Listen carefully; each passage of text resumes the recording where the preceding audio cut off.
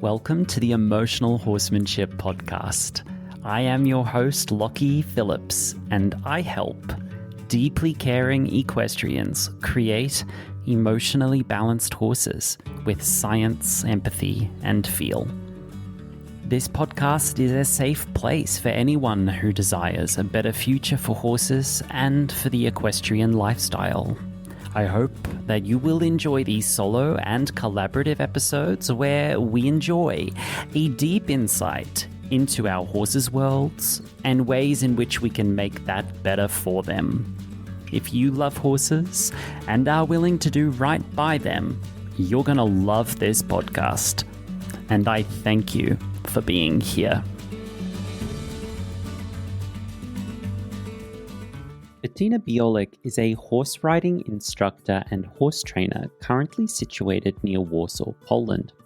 She says that she teaches people from all corners of the world how to connect better with their horses, how to develop their timing and feel, and understand of and their skill in dressage exercises. Bettina is a member of the Knighthood of Academic Art of Riding and is a licensed bent brander-up trainer.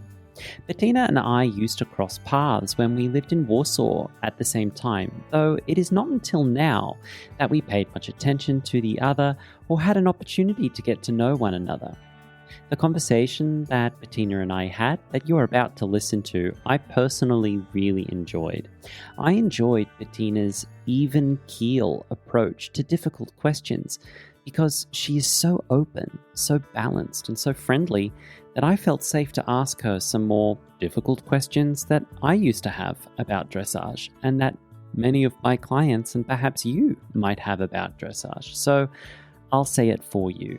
And she took these difficult questions in stride and brought a lot of elegance to her answers. And after the recording, she thanked me for taking her there to this place and creating a safe place to explore difficult questions. So, Bettina, thank you for trusting me enough to go there with you and for being so open with me in this conversation. And I hope you enjoy this talk as well. Hi, Bettina. How are you doing today? Hello, Lucky. I'm wonderful. I'm super excited to be here with you. I'm so happy to have you here too. I consider you one of my new old friends because we sort of ran past each other in Poland years ago when we were in Warsaw at the same time.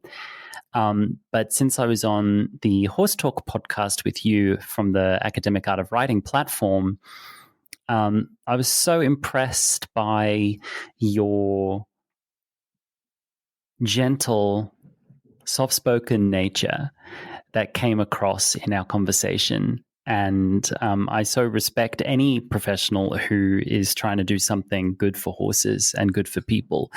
And I certainly see you in that category. So it was a natural to have you back when I decided to start my own podcast. And I'm really happy that you're here. Thank you. You can't see that now because I wear headphones, but I have a little bit red ears now. So, last time we spoke, it was a little bit more about me, which is deeply boring. But only for you. I think for other people, it's very interesting. But like for anyone who doesn't know you, who are you? What do you do? And how do you do it? That's a big question, but just start rambling. Share with us who you are, all right, what you do, I start and how rambling. Who am I? I'm Bettina. I try to bring horses and people closer together. You could say I'm a horse riding instructor. I do have a license as a bent brander-up trainer, so my specialty is academic art of riding, which I consider dressage with a lot of feel, and a dressage that is really good for the horse, which I think is a really, really important thing in the time that we live in. So that's what I do. Who am I is a little bit of a longer question. We have time. I'd love to hear more about who you are. Yeah, it's a question that I have been wondering my whole life. And I know that you are very much onto homecoming at the moment. And that's something that has been intriguing me very much. And since I've read about that on your page and we had our talk in the podcast that I did, it has got me thinking a lot about what it means for me. And I found out that I had so many homecoming moments in my life. And I think this is also what informs my horsemanship, because I really do believe that I cannot be somebody else with my horses than I am in life. For me, there's no difference being with horses and being alive and living and being who I am. So I don't know if you don't mind. Let's talk a little bit about that. Absolutely. Like Homecoming is a online course and program that I have. I ran it for the first time last year from September through to December last year. It was 12 weeks. And it was in my head like an unfinished symphony for a long time before I found the time and place, and frankly also the internet connection to be able to do it, because it ended up being this 12-week long mega course where I showed emotional horsemanship intermediate techniques in a progressive way with a lot of theory, a lot of emotional neuroscience, and in a community program. So it was a course that I did, and I called it Homecoming because for me, that's what emotional horsemanship feels like for me. I go on journeys. I've journeyed in academic art of riding. I've journeyed in Trinzen, for example. Kathy Sierra, interesting. I actually just had an interview with her before I was speaking to you. So I'm speaking to both of you on the same day, which is fascinating. And I've had a journey around, long distance trail riding and journey during Portuguese dressage for a little while. And I've sort of bounced around a bit, but it's a feeling, yes, whether you do dressage, jumping, or you don't even ride your horse at all and you keep them safe in your backyard. It's this feeling of comfort. It's this feeling of being at home in your body and with your horse. And it's one of the biggest problems that I see in the people that I work with. But when you hear the word homecoming, and we discussed that concept of being at home, what does that mean for you? For me, that really started when I was a teenager, like in my late teens, because I had always, I always had a really deep love for animals, for all sorts of animals. Also, like even as a kid, I helped worms cross the road after the rain, that kind of thing. And one of the most traumatic experiences of my childhood was when a neighbor kid took some snails, the big ones with the big house, and put them in front of car tires so that when the cars would start, they would get smashed. And she found that really amusing. And that was, for me, that was so shocking that people would treat animals like that. So for me, I started horse riding, as a child, and we didn't have our own horses, so I tried to go with my friends to their horses and also learned in riding schools. And I was really not very happy by the way how horses were treated already when I was a kid. Yeah. And I did not understand why the forcefulness and why those animals have to be treated in a different way. So I often perceived people treating their pets at home with a lot of loving care. And then they, with their horses, they would be very rough at times and say, okay, no, you have to do it like this. And otherwise you're going to end up doing this all the time and stuff like that.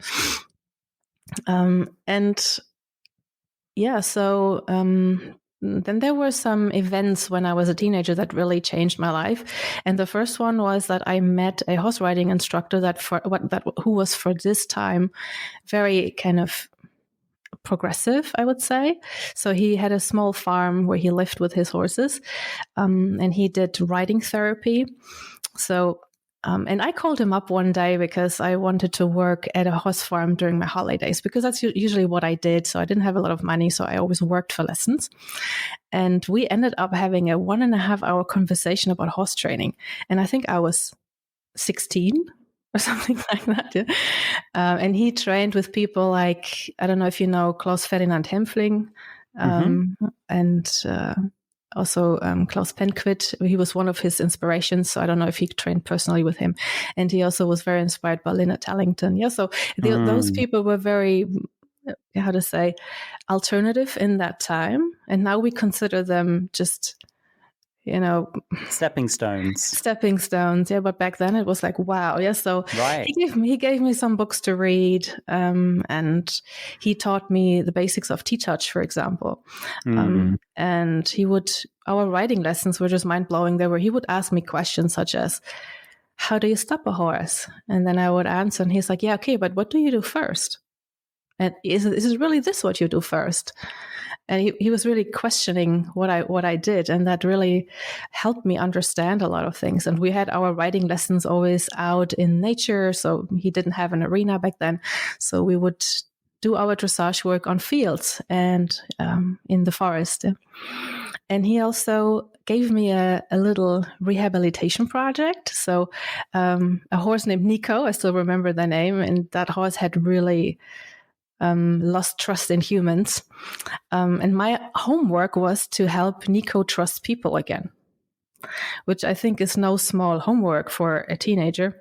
And it was really amazing because, this guy, he showed me, he kind of trusted me with that horse, and he gave me responsibility. When I was just a kid, yeah. And that kind of, together with the gentle way of how he was teaching people and horses. So we did also groundwork. Yeah, a lot of it inspired by Lynette Tallington. And that really, I loved that. And I loved that change. Yeah, and I felt very much at home with this.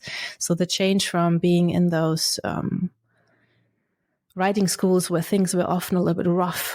Yeah. And you had to use the whip to beat the pony when it didn't go fast enough. Yeah. And things like that. And he did things like he even went on holidays with his family, and he left me in charge of the stable, which is, that's big when you're a teenager. It's like, whoa, and then, so that was really amazing. And with this guy, we also talked about other things, not only horse riding. There were often things about just life in general.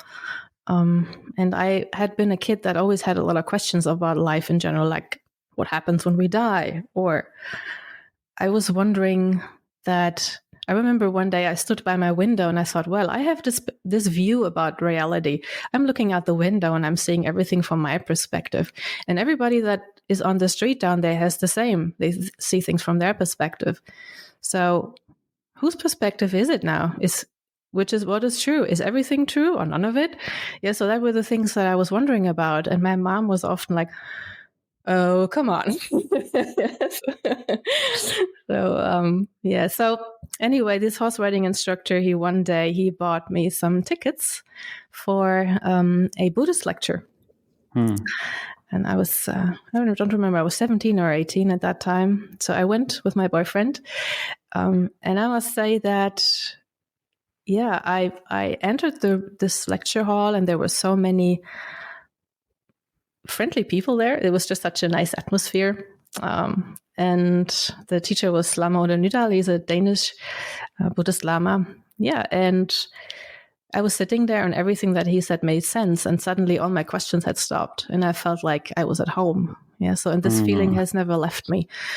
And I think this is also the perspective that I'm looking at, looking through when I'm working with horses and with people and with myself, that for me, that perspective on life that Buddhism gives me, I find very valuable. And especially the kindness and compassion, that essentially all beings want to have happiness, and they all want to avoid suffering. And sometimes we go about it in really stupid ways, but we don't do it because we're mean, but because we think that will bring us happiness. Yeah, so that might be sometimes difficult to think like that when you also now you look at all this footage from those people who mistreat horses, and you think, oh man, come on. Yeah. Who does that? Who does that? A lot of people do that. Do you still are you a Buddhist? Do you call yourself a Buddhist? Yes, yeah. You are. Are you a practicing Buddhist? That is your religion? Yes, I am. Exactly. I did not know that about you. Yeah. I don't really make this very public. I think religion is a private thing. And I think people should do what makes them happy. That's just my personal opinion. I also know that, I don't know. For me, it's also important that all of my students feel welcomed. And it's not like because I have a certain religion, people might think I might not welcome them or something like that. So it's something I do. And it's just such a part of me that I don't need to, I don't need to put it out there all the time. So I think might be the first time I'm mentioning it here on this podcast with you. So. Well, thank you for feeling safe to tell us. If you look on my screen, right where my finger is pointing here, this is a little sign. I purchased this sign probably about 15 years ago when I was in Innsbruck in Austria. I wandered into a Tibet shop in Innsbruck in the Alps. And it's a little sign. It's a quote from the Dalai Lama. And it says, I'm going to tell you what it says. Hold, please. Yes, I'm holding.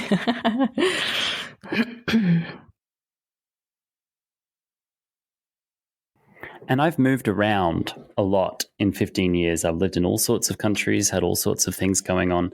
But I've always kept this sign with me. And when I set up my office here at home, it was one of the first things I put up on my wall. And it says, loving kindness. Right from the moment of our birth, we are under the care and kindness of our parents. And then later on in our life, when we are oppressed by sickness and become old, we are again dependent on the kindness of others. Since at the beginning and end of our lives, we are so dependent on others' kindness, how can it be that in the middle we neglect kindness towards others, the Dalai Lama?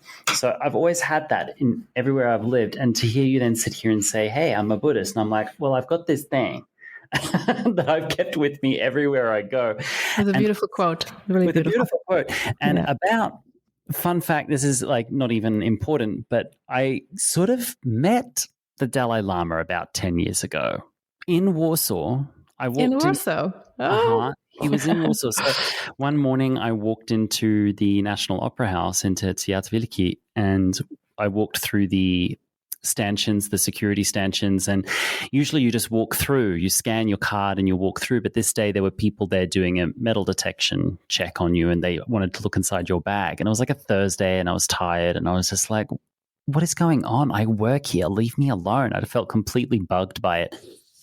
I went upstairs and I walked to my dressing room. There was always things happening in the theater, and there's a big crowd of people next to the elevators.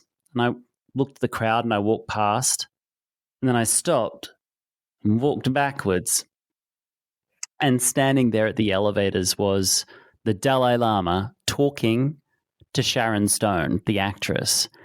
And I'm sitting there thinking, am I high? Like, what is going on? What is even happening?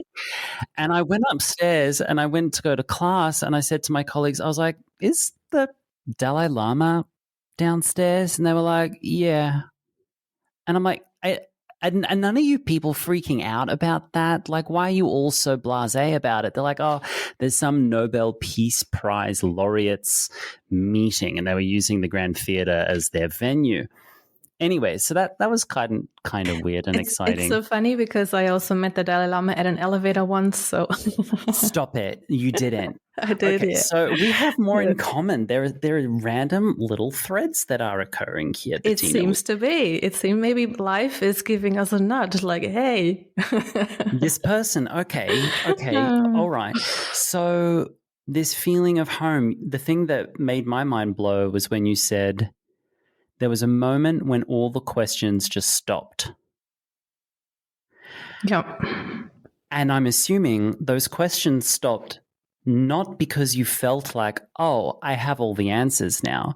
The question, I don't have all the no, answers. That's for sure. it's this feeling, and it's not because you're not curious. It's a different feeling that I struggle to describe. This feeling of being in your body and calling everything back to yourself to say, yeah, I can be curious, but at what point does curiosity kill the cat? You know, at what point does curiosity take you out of yourself and into the world in ways which aren't meant for you? And that's kind of what homecoming is for me. It's like, yeah, not some journeys need to be taken, but not all journeys need to be taken. For example, when we look at those egregious training practices, and you said here, you know, who does that? Well, who does do that?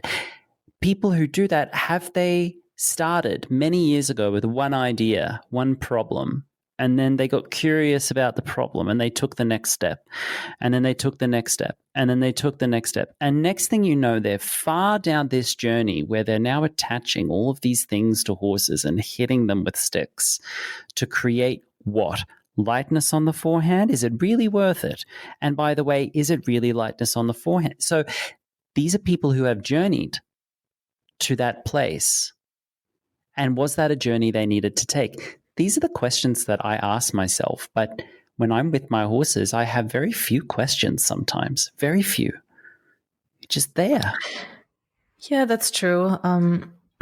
For me, it has a lot to do with a certain kind of trust, trust into, I would almost say, life itself. And I would say trust into space. That like trust in space, you know. So from what I really like about Buddhist philosophy is that there is a lot more that connects us than that separates us. So, and that we think about space, the space between us, as a connector, not as something that separates us. And that there is space is full of information, so it's not empty. In itself, there are things happening. Yeah, so it's empty of being a certain kind of something. So when you hear talk about Buddhism and emptiness, people always think, oh, it means it's nihilism, that there's nothing. But this is not true. It's just empty of, for example, empty of an ego or a self. Yeah, and a certain point that you can shoot at, that you can trigger. Yeah, but it is empty, and at the same time there are things going on. So joyfulness, yeah, there's wisdom. Yeah, so and for me, coming home has to do with trust, and yeah, trusting life itself. I would say that it doesn't mean that everything is always the way I want it, or that even everything turns out to be fine. I don't think this is what it means, but that everything is an experience, and it's up to me to make it into something, and I can decide. So I can decide I can decide about the way how I see things, and that is something that I feel makes me feel very liberating. It's a liberating feeling. That's what I wanted to say. So that it is up to me, and I also this is what I try to incorporate when I'm with my horses as well. So anything that happens to me there, I try to think about. I can decide, you know. I can decide to now take the stick and hit the pony, and I can decide to not do it, and I can decide to reflect. I can try to take a distance to things and think, hey, maybe I can find a better way. And why do I get angry right now? You know, why am I impatient? Look at that. I get impatient right now. Right, and that's why I call what I do emotional horsemanship, because that question that you just asked here, metaphorically, is the very essence of the question that I believe separates horse people from horse people. It's the one that separates the ones that are harming horses and the ones that aren't, is the ability to say, stop.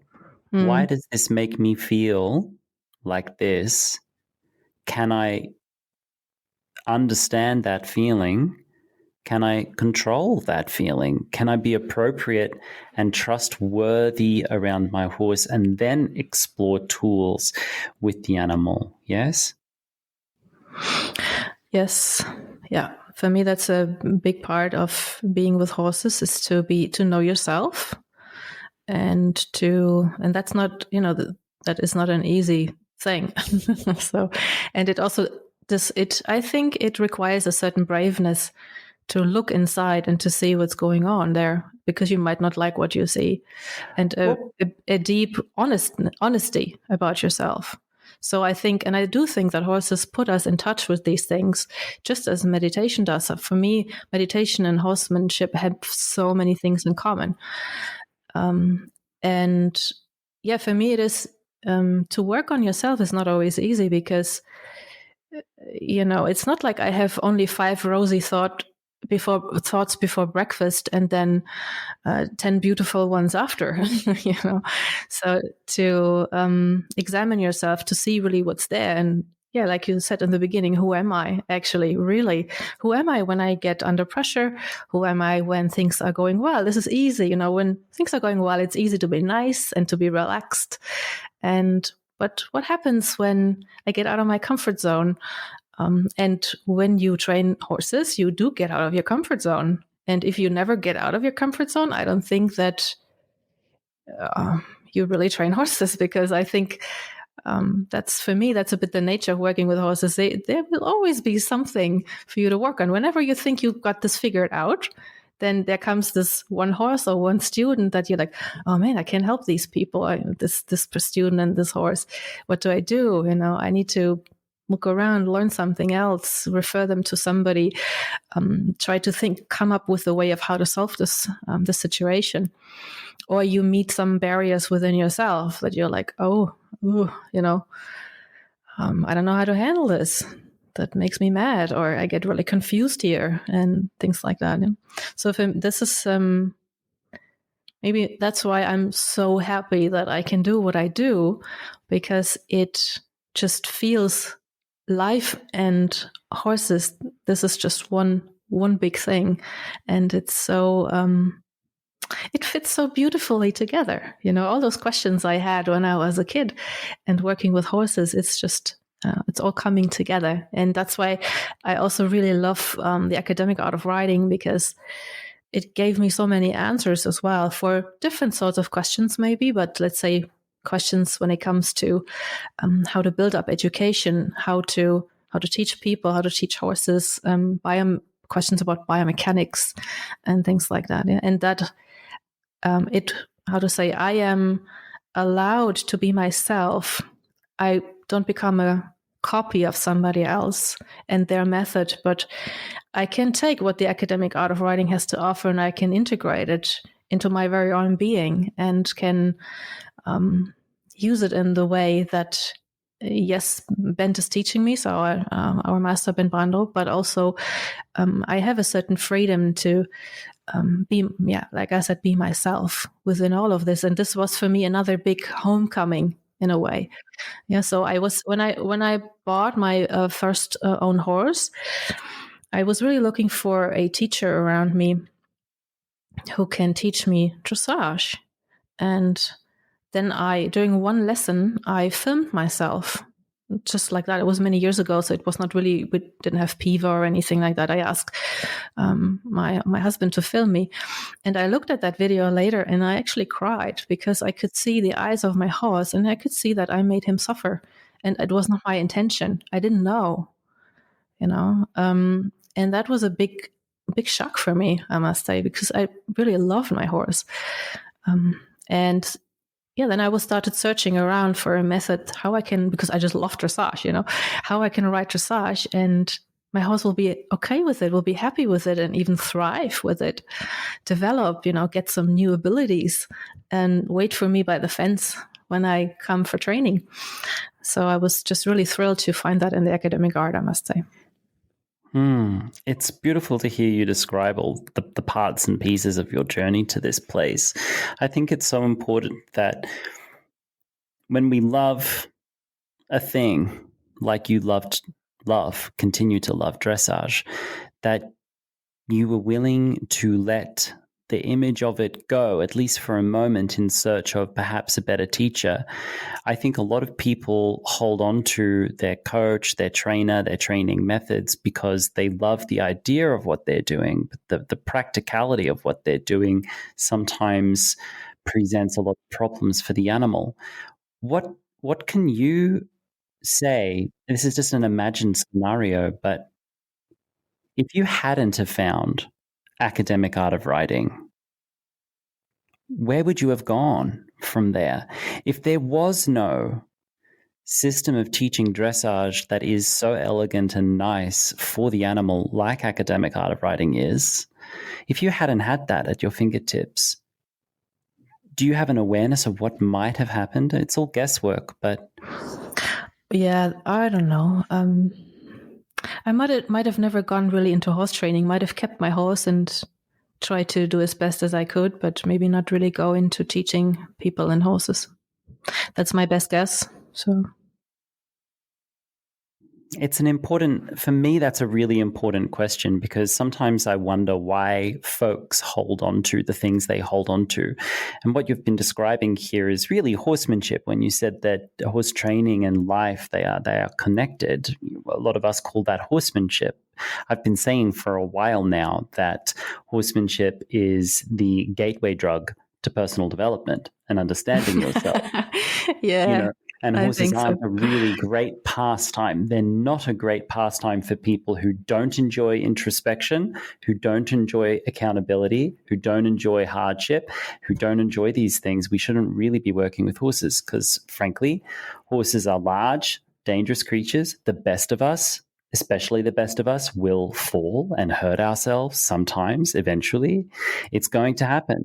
And there's a limit to how much we can do or should be doing with our animals. And some of us, some of our clients, some of our friends are a little bit like Titanics. I call it a Titanic problem. And it's the question I constantly ask myself as a horse person is, what do I not know that I don't know right now? What I love that. am I headed for? What am I and headed for? The thing is, you don't know it until you know it. Well, I really am. I'm very, very invested personally at a personal level in keeping my foot over the brakes as much as I can so that I can discover these things as I go and being exceptionally analytical about what we do and why, and taking a very, very close microscope to everything the horse offers us and gives us as we're doing it, especially when we think, this is it. This is the nirvana of training. This is the leverage tool I finally needed. This is the thing that's going to solve all my problems. When you find one of those things and you feel that way about it, that's when we put it under the electron microscope and say, yeah, is this the unsinkable Titanic here? What's the problem in this? And I've had some weird instances with even my students where very quickly they'll try and present what I'm offering them as the solution to all their problems. And I'll say straight away, oh, but here are the problems with it. And they'll go, what? I'll say, yeah, this isn't perfect. And they'll go, oh, and they're kind of crestfallen. It's like, well, we need to have that level of responsibility to look at the things we love and understand that there are problems with it, that it's imperfect. Are you able to do that about academic art of riding? Are you able to look at that system and understand what's imperfect about it as well as perfect? Oh, yeah, sure. Absolutely, yeah. Yeah. Would you like to share any of those awarenesses with us? What's imperfect about the academic art of riding? Sure, yeah. Why not? You know? I wouldn't say... Well, first thing I want to say is that it is a system that's very open to change. Mm-hmm. And I think that is very true. It is made up of individuals who are all extremely invested into their horsemanship. So I haven't met a single person in the academic art of riding who's not asking themselves the big questions. Am I doing the right thing? Is this really okay for my horse? And things like that, yeah. And I do love that it is developing all the time. The academic art of riding was not the same when I started like it is now. Definitely. Fascinating. Yeah, so Yeah, I mean, for me, it's sometimes I wish there would be a little more, how to say, even more, I would say, about the connection to the horse in the sense of where some problem come from, like that they are, for example, caused by that the animal can be a bit overwhelmed right now. So let's say if we talk about bending, why does the horse lose the bending? And because in each case the fix might be a different one. So let's say the horse is overwhelmed and needs a break, and he's looking away from me to just tell me, whew, a lot of information right now. Then the solution would be to give a break, maybe to do a little bit less intense. Maybe the level of the exercise for this moment is not appropriate. And then to see if the horse would like to connect to me because I do less and I give him maybe the knowledge in smaller packages or something, or the task in a smaller package. But maybe it is a biomechanical problem that the horse is leaning a lot on an inside front leg. Then I would need an indirect rein and help the horse rebalance in the forehand. But why does he do that all the time? So is he trying to avoid picking up weight with a hind leg? And that's why he's pushing weight onto a shoulder. So then we have to go look at, do we find any pathologies there? Maybe. So I'm hearing you say that the academic art of riding systems sometimes could improve discovering the root cause of problems in the training. Is that what you're saying? I think so. And I think that's something that we're on to right now. That's why I'm hesitating a little bit, because this is actually what we're doing right now. So at the moment, many of my colleagues are meeting in small groups, which is something that is not going on like publicly, but it's going over Zoom meetings and Skype meetings, where they discuss causes, like, for example, gait analysis and causes of pain and things like that, body language of horses, pain signals. And that's something that is going on right now. You're talking about the different, for example, we have during our summer academy this summer, we'll have the topic, the bending of the haunches. So right now, everybody's looking into the different joints.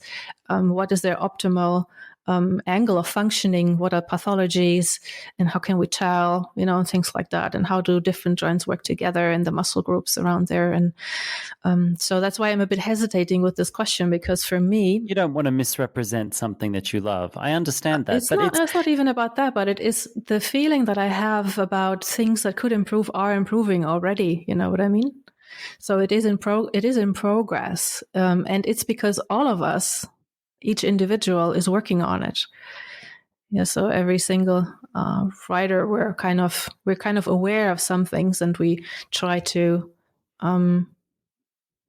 make it better. And I think this is just really amazing. It's not like the system is like this and period. It's like we're adapting also with modern science. That I have a lot of amazing colleagues who are really deep into science, actually doing actual research, or that are really good osteopaths and stuff like that. Yeah? So they are like, hey, come on, we can do this better. Let's work on it as a group. And then we often meet in smaller groups when we have our meeting, for example, at Summer Academy, and we talk, and it's like, hey, this is something I would like to bring in, and then people actually do it. So, yeah. And it is also that I really very appreciate the academic art of riding, and I really think that it is going in a really good way. So... Yeah, I agree with you. Like, if I have a client who wants to learn dressage, that is probably the only place where I think they are safe to go learn it.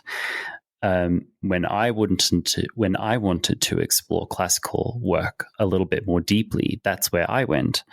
And it was an incredibly interesting experience to touch bases with it. I'm a big believer in going outside of my circle to gather information from experts who aren't already confirming the things I already believe. So I love speaking with people who are really, really different to me. I love speaking with people who have a totally different voice, totally different perspective, and maybe even disagree with me. I love speaking with them because that's where I feel like I'm going to get the most healthy learning. That's where I feel like I'm going to find something new rather than circling back to confirm things that I already know. That's how I love to do it. So I remember I can share with you personally some really interesting examples. Please, yes.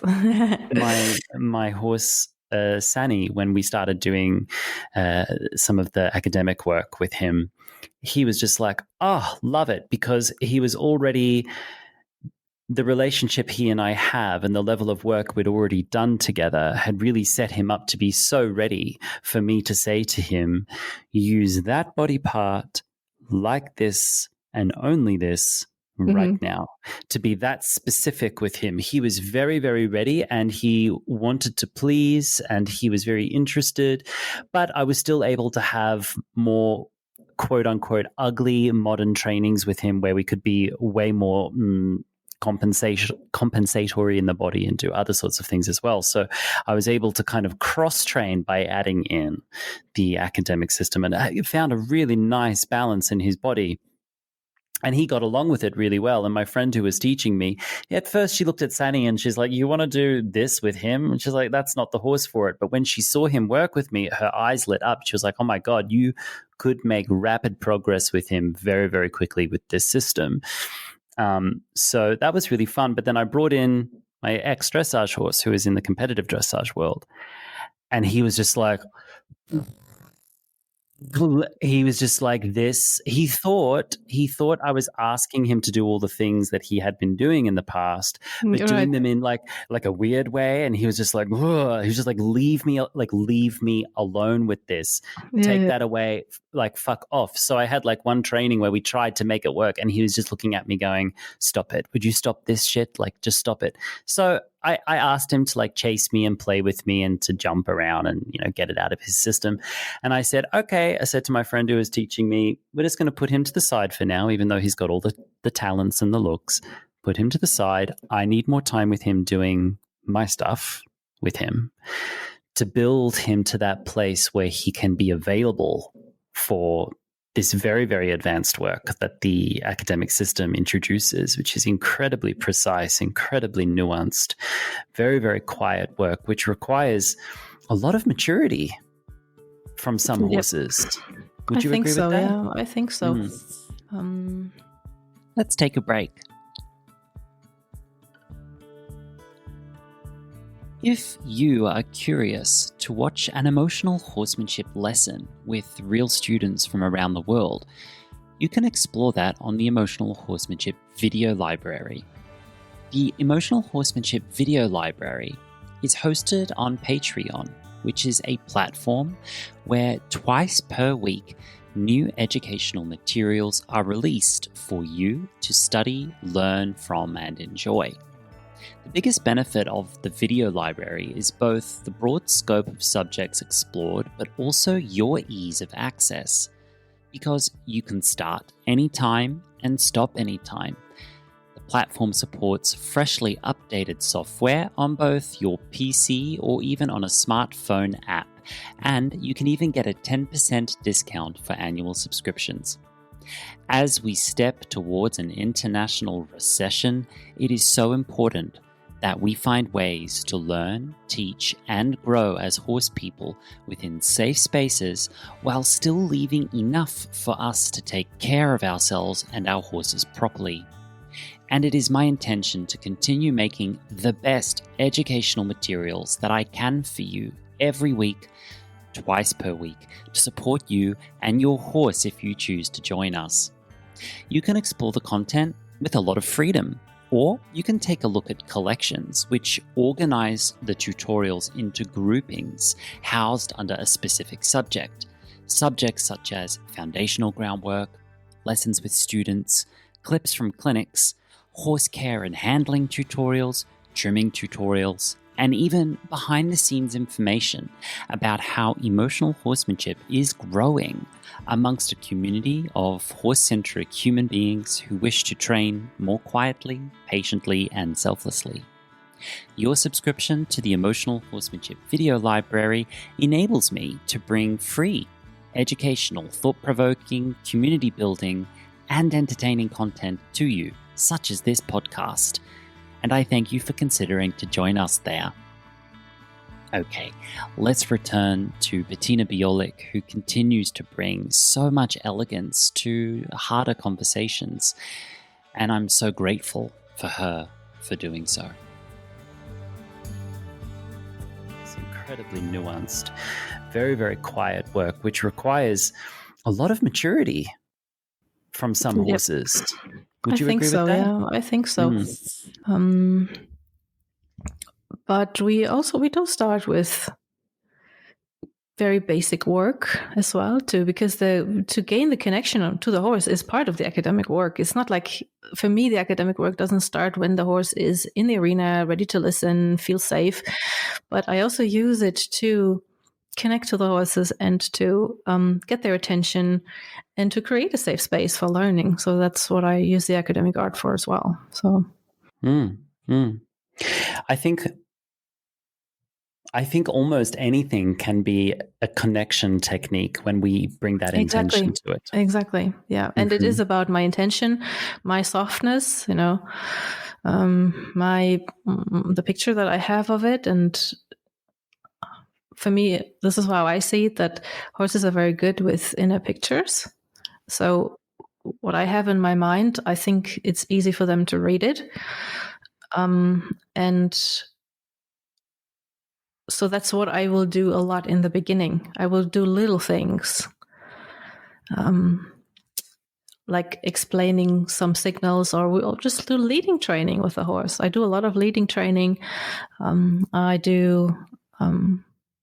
Personally with my horses, also, for example, going outside for walks. Yeah, but if let's say I'm in a lesson situation, then when I have a feeling that a horse is not ready for, like you said, the more advanced work, I will not do it, because it will only create brace in the horse, and I want them to love it. I want them nothing short of loving it. That they see a cavesson and they're like, we're doing this again. And when this is not the case, I have questions about my approach, and it really bothers me like hell when I have a student and they say, still not making progress with this. The horse is still kind of nipping the rope or gets spooky, or it bothers me like hell, because it means that I haven't found the right way for this horse to explain it, so that he can feel safe, and be really open and joyful for things, because I think this work is so cool, right? So this is the feeling I want horses to have for this kind of work as well. And when they don't have it, it's not art for me, because there is this word art in the academic art of riding. It's not only academic riding, it's academic art of riding. So, and when there's only one of us wanting this, and maybe I don't even have an idea about what I want and how I want it, it's not art. Yeah. So, and for me, it's that inner softness and that inner yes of the horse that makes the art.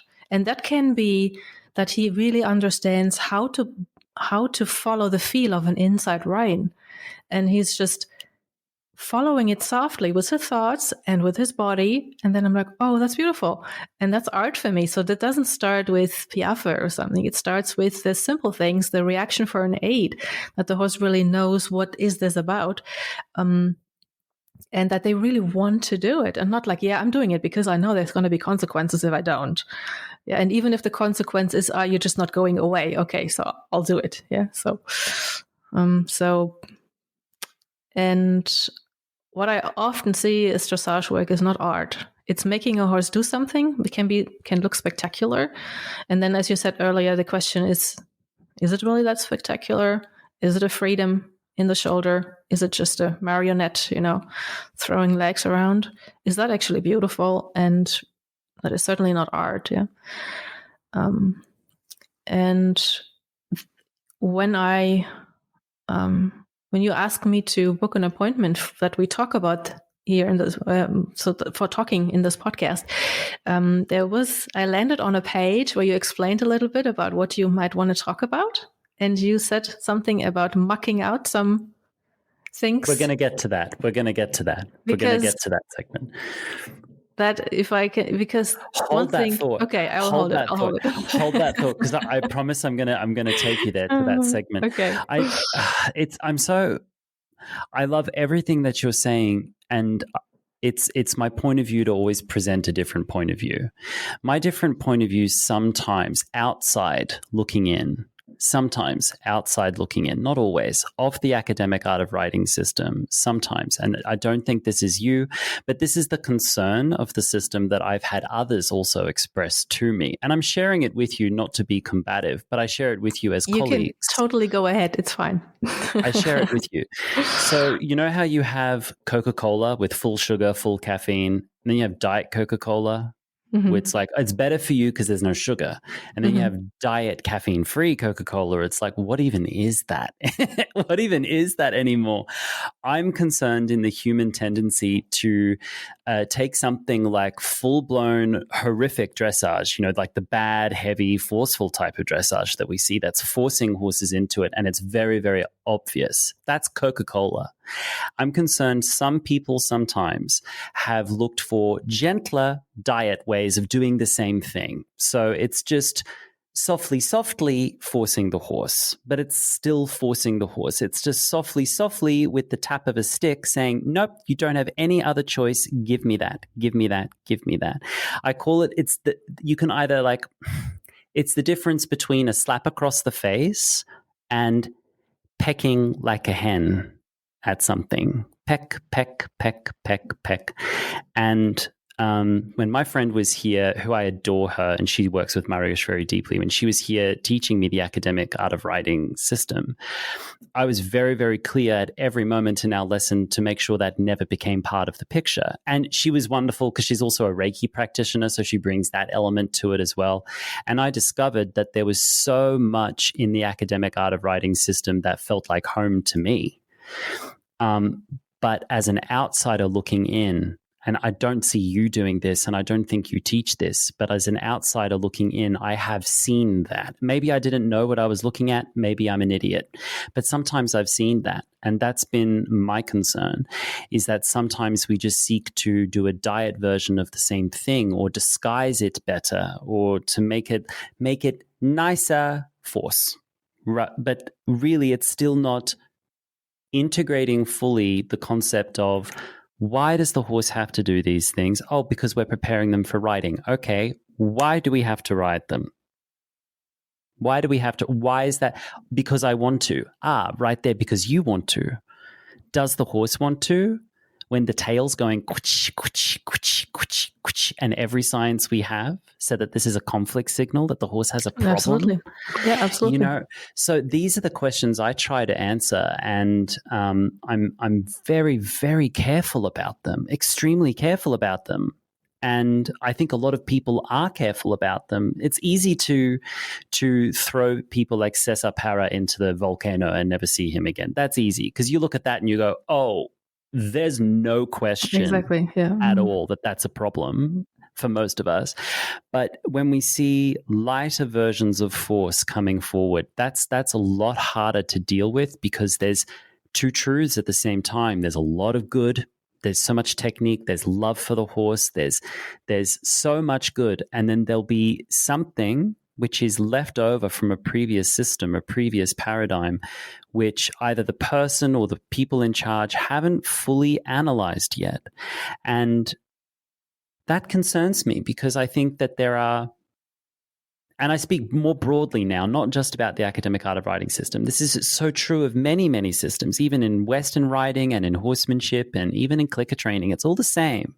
It's all the same at the end, because we are the same people applying things to the same animals. I think so. Absolutely. Yeah. What are your thoughts about that? Yes, I completely think that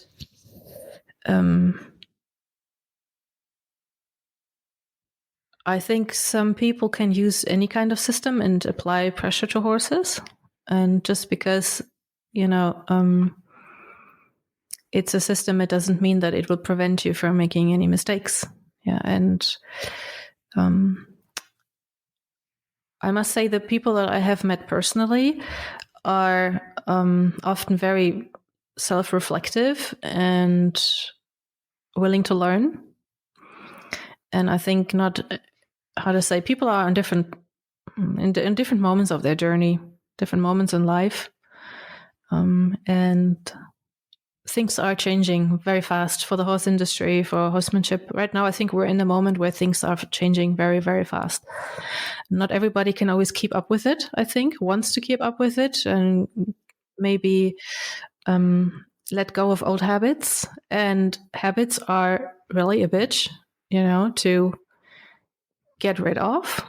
I know this from my own experience. I still have a habit sneaking up on me that I actually don't want, I'll share with you one of my bad habits.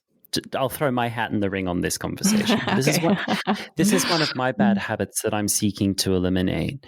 In the past, I went to natural horsemanship because it sold us this vision that through a better relationship with the horse, you can have more successful riding and you can get what you want from the horse if you've got a better relationship. Look at the principle there. The principle is relationship with the horse as a leverage tool to get better compliance. This is one of my bad habits of using that as a way to stay safe. I didn't use a stick or a whip to stay safe, but in the environments I was in, where everyone was in a state of emergency, especially the horses, instead of forcing them with sticks and fear and pain, I was like, let me rapidly and extremely powerfully connect with you emotionally so that we can be safe for the next 2 hours when I have to work with you and I don't have the choice. So that's been my leverage tool. It hasn't been a curb bit, but it's been my leverage tool. And I have very specific, extremely powerful training techniques, which can develop this with the horse. And so what I'm leaning into now as an instructor is celebrating when the horse gives you nothing that you want, nothing at all. And someone says, oh, but I say, yes, exactly. That's exactly where we need to be. We need to be in that place of absolute listening to the horse's perspective first. And if we get more compliance later and togetherness, great, but it should never be as leverage. It should never be introduced so that you get what you want, because horses have been underneath the selfish thumb of people for too long. And I see the academic art of riding system absolutely, positively contributing to that conversation with exactly the same ethos. So, yeah. We do ask ourselves, does this horse need to be ridden? What are the problems that this horse has, and is it fixable? Is this horse really suitable for what we would like to do? And we can learn a lot from many horses, but it might not be the things that we want to learn. So I think there's something I really think that we can learn so much from every single horse, but it might not be how to ride Piaffe. It might be something else, such as how to see where my horse is in the nervous system and how can I work on myself so my horse can accept me better and so on. These might not be the things we want to work on. And this is what I see in the academic art is it's okay not to ride your horse. You can ride your horse if you like and your horse wants to be ridden. And we have something to offer for people who do want to work on the ground, for horses who can't be ridden for some purpose, for some reason, but also just really good basic work. It doesn't always have to be, the highest of the highest, just that your horse gets a bit more supple, more balanced.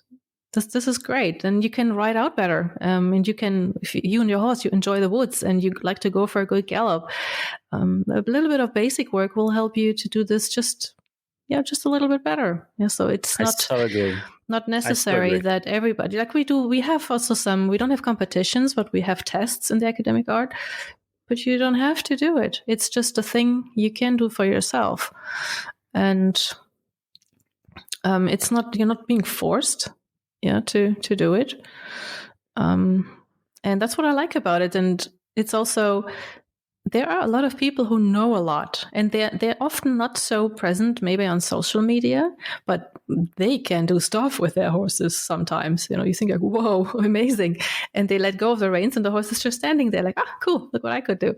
And it's that kind of ease which really attracted me also. And and then there are people who are just really happy with the basic work, and it's not that they are something lesser because they didn't want to go all the way, and they probably, sometimes we don't have a horse that we can do it with.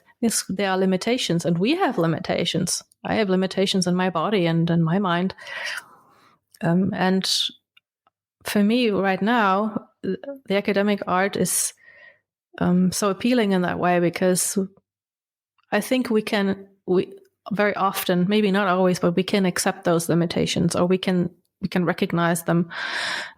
Sometimes it might take a bit longer. I'm not totally free from that. So, but I think it is that ability to just say, I don't have to do it. I don't have to do anything with my horse. So we can just spend time together. Yeah. Sometimes not even that. Sometimes you might need a break from your horse and things altogether. And the bad weather in Poland might help you with that. So sometimes I feel like I feel really depressed because the weather's so bad. But then sometimes I had to have a break from things, and it turned out to be a good thing because I got a bit of us in Spain. We got some sunshine over here. You don't. Oh man, this just sounds so good right now. I mean, it's just miserable here. It's not even bad weather. It's just miserable. Oh my god. We got another period of rain now, but that rain only started a few days ago, and prior to that, we had 3.5 weeks of between 7 and 10 degrees, up to 16 degrees Celsius in sun every day, and it was green and fresh. I don't want to hear it. For January, it was out of this world. Yeah, I feel very smug about that as someone who also lived in Poland for a while, and I know exactly of what you speak. I remember riding out in -12 for trail rides thinking, is this really what I want to be doing? It's pretty cold, Anyway, I so agree with you, and I really see academic art of riding in the bigger picture of things. I really see it being dressage for the modern horse person. It really is that if a modern discerning horse person who really wants to put their horse first, if they are interested in dressage, this is really the system where they need to be learning it. Almost par excellence. Almost no other system is able to teach it with the balance of thought and humanness and humaneness and fun and calmness that I think the academic art of riding is bringing to it. So as far as I'm concerned, even though I'm a horsemanship instructor, but I've got very private classical riding ambitions, but I'm a horsemanship instructor with a trail riding background, I put my shoulder fully into the yoke to celebrate what you guys are doing over there. Marius and Benton, all of you, what you're doing over there is just, it's fabulous. It really is. Fabulous. You've taken dressage and you've said, let's just strip it of the drama and the bullshit and present it as it should have always been. My criticism, maybe sometimes we don't need to have the mustaches and the coats and the capes and the hats, and some people are turned off by that. I love the costume of it. It's fun. Well, everyone has their own style. Sure. Sure. Okay, so we're going to start winding up, and I promised that we'd have some little segments to discuss. And the first one is what the muck, that there's a steaming pile of something in the corner of the equestrian industry that we can muck out. What would you like to muck out with me today, Bettina? That's a pretty big pile. I would love to muck out competitions. Altogether? Mm-hmm. In the way of that there's anything to win.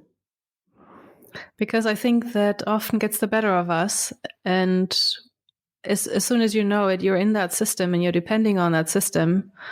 And there's a lot of, money involved, fame involved. And I think it's no problem when people measure their abilities. I'm not sure if we should do it with horses. That's just not what I'm sure about. So, like I said, we do have tests in the academic art. You can show what you can do if you like. And they are not easy also. So you can knock yourself out learning your whole life. But it's more like you have a competition with yourself. You try to be better this year than you were last year. And you try to make progress in the sense of you might get progress in exercises, but it's also the softness you want to improve. You want to improve the basic. Well, you know that when you are when you're working on something advanced, you just want to improve the basics all the time. This is, as soon as you become a little bit more advanced writer, this is all you want to do. You want to have better basics. And I sometimes think that this competition system, it prevents people from refining the basics more and more and going for what's rewarded. And at the moment, I don't see that it's so useful what's being rewarded. And that what I see, that there's a big difference between the lower level competitions when there is an eye on how you're supposed to do things, and then the higher competitions when you think like, what is happening here? And I'm so glad people start talking about it. And I'm also glad that you are asking difficult questions also about the academic art of writing. And even if I might feel slightly uncomfortable about it, but I think these are questions we have to ask ourselves if we want to keep working with horses and do the things we love and the things that we think bring meaning into this world. So I know that people might not be happy when I say something like that. I know that some of my students compete, and I'm if they want to do that, that's fine with me. Seriously, because I know they're good people, and I know they will not overwhelm their horses. And I know ride a 3.5-year-old in a test that's not age appropriate. So I do have a problem with the age limits, for example. I do have a problem with the fast education of the horses, with the goal orientation of the education. There is no age-appropriate dressage test for a horse under the age of at least 7, in my opinion. At least I think so 7. too, yeah. Because at 3, their pelvis is only very recently conjoined into 2 rather than 4 parts. You know, it's yeah, I so agree with you. And you're a little bit more braver than I am there to just straight up say, yep, want to say goodbye to competitions. And honestly, I tend to agree with you. I know it's not realistic, but I know. I tend to agree with you. Yeah. I just think that for many people, this kind of system doesn't bring out the best in them. I think that's all. I agree. And listen, I ask difficult questions of myself first before I ever ask them of other people. That's just how I am. That's just how I am. We've got to find ways to ask these difficult questions, especially from the people that we respect. Because if we can't ask difficult questions of the people we respect and like, how can we ask difficult questions of ourselves and remain accountable in our horsemanship? Because we do have a responsibility, to these animals in the middle who are vulnerable in our hands and in our care, because they are so graceful, they are so generous, they are so forgiving that they can and will tolerate some of the most horrific practices and give all of the signs and symptoms at a shallow level aesthetically of loving what they do. But if we scratch the surface a little deeper and ask a harder question, we discover, this horse might feel leveraged into this position. Actually, what if I just stripped that off? What's really sitting there under the surface? Is this horse happy to serve, or is this horse agitated to serve? What's the difference? What is the difference? And these are the big questions I'm going to intend to continue to unfurl here in my work. Yeah, totally. Yeah, and I have the same feeling about my work. It's that I'm so happy with where I am now, and I'm so curious where I will be in a few years, because I know I will uncover some things and try to throw out some habits that I have and things like that. And that makes me just excited because I love the connection I have with my horses now, and I know I can do better still. And I'm really curious where this leads me, I must say. To Spain? Please?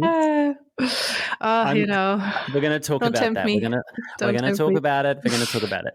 Okay, so my next question is, how are you, the whole conversation has been about this, but more succinctly, how are you contributing to the tides of change in the equestrian industry? In your way, how are you contributing? I travel around in the world. I give clinics. I try to help everyone I meet to connect better to their horses, understand them better. I learn from those meetings a lot myself, so try to better myself in that way as well. I read the books that come out. I participate in our meetings in the knighthood. I give webinars, trying to educate people. I have a classroom where people can subscribe with videos. I'm looking for. You're a teacher. You are a teacher and a mentor. Mm-hmm. I'm teaching and I'm working on becoming better myself. Yeah. So I think there's nothing else I can do. So, and that's something I also can't really stop doing. So, yeah. So yeah, but it's just in general, like you said, just being a teacher, and I'm writing a lot on my Facebook. I think I just write what I have in my head. So most of my posts are not really, I don't really think about it a lot. Sometimes I just, I have a thought and I write it down and I send it off, and just hoping to connect to some people who are like, hey, yeah, that's interesting. And it brought me, also here on this podcast, and then I can hear all your cool ideas. I've got a few more, but I've got some bad ideas too. I promise you, I've got plenty of bad ideas. I don't know where this question's coming from, and I'm just going to ask it. Do you get tired as a teacher at the coalface of delivering services and clinics and coaching and webinars and integrating in your knighthood community with the other instructors and everything that you are doing? Do you get tired? That's a yes or no answer. Of course, yes. Yeah. I don't speak just of physical tired at the end of the day, like, I'll go to bed. But have you ever had a crisis of thought where you're just like, this is just, Yes, I think so many times, but this is more when I'm thinking about myself. And when I'm then in this situation and I go and I meet my students, then I can't help but go on, so okay, so for me, huge relief. Of course, when I'm sometimes sitting in the evening on my couch, I'm like, oh man, why didn't I just become a banker? I'd have a lot more money in my account. Oh, Jesus, not so many difficult things. Sometimes it's difficult. It's emotionally difficult sometimes. What bothers me most is when I have a student and a horse that are struggling. It follows me, a student losing a horse or things like that. Yeah. Something happening to a student in their personal life. So it follows me to my life as well. So I'm not like, okay, I'm, in this 30 minutes, I'm your teacher, and what happens in the rest of the time, it doesn't interest me. So I think when you're a sensitive person, then yeah, sometimes it's hard. But I think it's also a part of life, and it's also beautiful in a way. So things come together and they grow, and that's exciting, and it feels easy. And then sometimes things fall apart and they disappear, and that feels difficult very often to us, but it's just part of the cycle of existence. And yes, it is sometimes hard. And then I either switch on my computer and meet a student in an online lesson, and I'm like, oh, I'm so glad I did this. Or I'm traveling somewhere and I'm getting out of the plane and I'm really tired, and then I'm like, oh my God, I'm so glad I came here. So yeah, that's how it is. How is it with you? Do you get tired? It's exactly the same. When I said a huge relief, I have relief because I relate to that experience intimately. So I'll be really, really tired. I'll be having an existential crisis about my horsemanship or my coaching abilities or something. And then I'll log on to a lesson for a client and I'll take a breath and I exit myself. I'm no longer myself. I'm no longer thinking about me. I know exactly what you mean, and I do that too. Yeah, and you just enter this flow state. And sometimes I think back, I'm like, where did that correction come Exactly. from? Where did that come I from? don't even.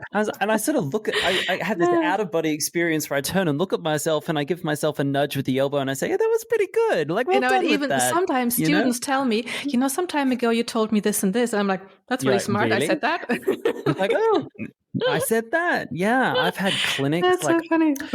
when I did a clinic in Switzerland last year.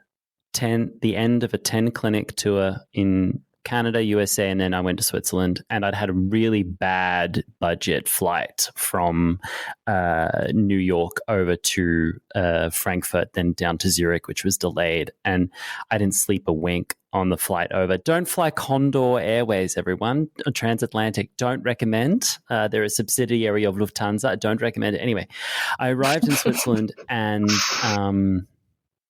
in the hotel before the clinic, I looked myself in the mirror and I said, do you have the gas in the tank to do this? Because I really don't know if I do. I was bone tired, just bone tired. But I decided to show up. I had my chair. Usually I'm walking around at the clinics, but I decided to sit down most of the day at this clinic, and I just sort of locked into my skill set, and I was able to deliver, I hope, what was a pleasant experience for everybody there. No one had any disasters. Even some people had some minor breakthroughs, so I was delighted. But I think it's important as coaches that we ask each other, again, these hard questions such as, do you get tired and what do you do there? Because we have to lean on each other and be honest about what's going on and Absolutely. and learn from each other. Yeah. I mean, for me, it's the clinic environment is, I feel that this is my space, and I don't know if you know this, sometimes a horse and a person come in and you look at them, and for the first moment you have no idea what to do. And then what I do is I just, like you said, I just go outside my body. Yeah, for me it's like I don't focus on anything for a moment. This is how I would describe it. So and this is what I said in the beginning, that trust in space. So I will just try to. I take a deep breath. I will also sit sometimes then, and then I will just not think. I will try to not think about anything for a moment, and just also make a deep wish that I could help the horse and the person, and I trust that I will be. And then something comes. It's for me, it's always a miracle. Because, and that's what I said, that for me, it is all there in space. And the thing is, do I get access to it or not? Yeah. And then sometimes being very tired makes it but it also can make it difficult, because then I can sometimes just see my own ideas. But when you are then really tired, you forget about yourself, because there's just no way you can keep this up. And then some interesting things can happen as well. And for me, but then I also try to learn from the situation. So I'm like, okay, I'm back home, and I notice, okay, here I came very close to not functioning. Why? What can I do better? Because I'm no help of, for anyone if I'm, I can't pick up myself. So, and I think the people in the clinic, they do rely on me because I don't think they came in order to get a show or anything, or some miracle tips or something, but they came because they trust me with their horse and their work, and they have a certain openness for learning. So that's something that I really want to respect, and I want to respect their time and the money that they pay me. So I try to be in the best shape that I can be. So I might have to do some choices. I'm really sorry, I will not drink wine with you today, because I know I have to get up in the morning, and I have people waiting on the clinic. And I need to give them the best version of myself. So, and then whenever I feel like, okay, this was really hard for me, and I had to pull myself, up, from my hair, I really try to sit down and think, okay, Bettina, why is it the case? And I try to do it better. And that might mean that I sometimes have to make some choices. Yep. I have a strict no drinking policy when I'm doing clinics, and I get a lot of And sleep. Australian wine is so good, so it's really It is mean, good. you know. It is good. So is Spanish wine, by the way. So is Spanish I know. wine, and it's cheap.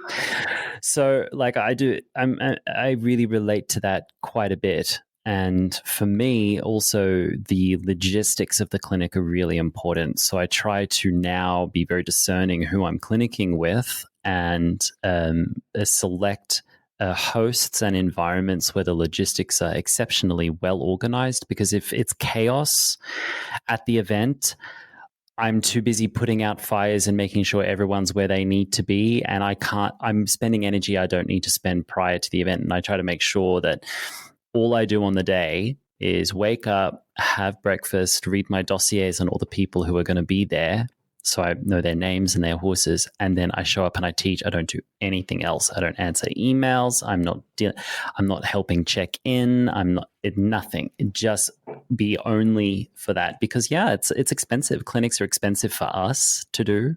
You know, it's 65-70% expenses to show up in North America for me.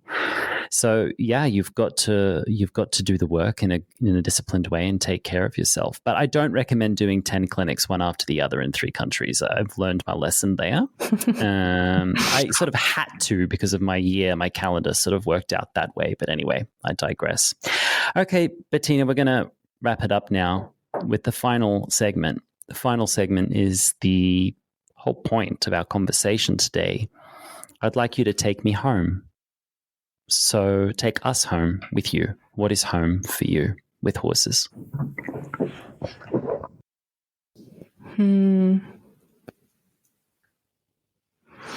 For me, home is the feeling between us. I think if I would have to put it in one sentence, it's the feeling between us. Yeah. Yeah, I agree.